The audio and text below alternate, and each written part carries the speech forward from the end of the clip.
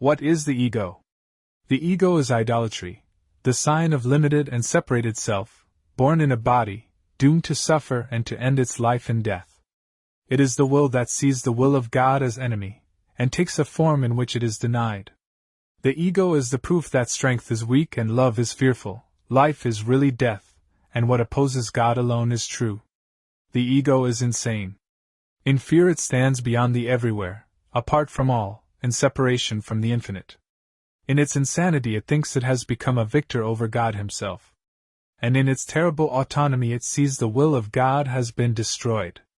It dreams of punishment, and trembles at the figures in its dreams, its enemies, who seek to murder it before it can ensure its safety by attacking them. The Son of God is egoless. What can he know of madness and the death of God, when he abides in him? What can he know of sorrow and of suffering, when he lives in eternal joy? What can he know of fear and punishment, of sin and guilt, of hatred and attack, when all there is surrounding him is everlasting peace, forever conflict-free and undisturbed, in deepest silence and tranquility? To know reality is not to see the ego and its thoughts, its works, its acts, its laws and its beliefs, its dreams, its hopes, its plans for its salvation, and the cost belief in it entails.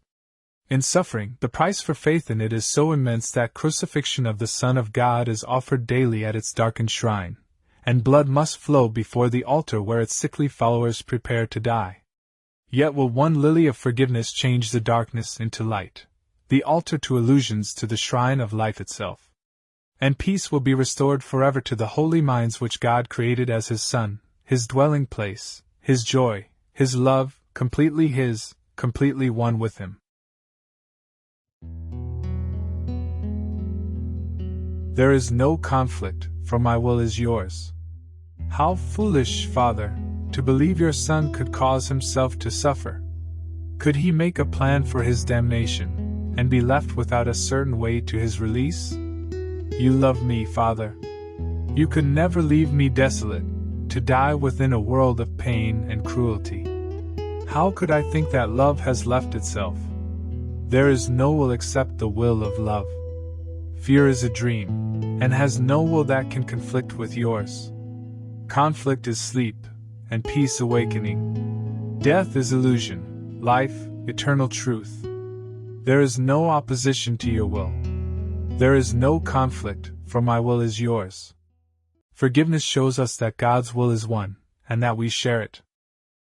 Let us look upon the holy sights forgiveness shows today, that we may find the peace of God. Amen.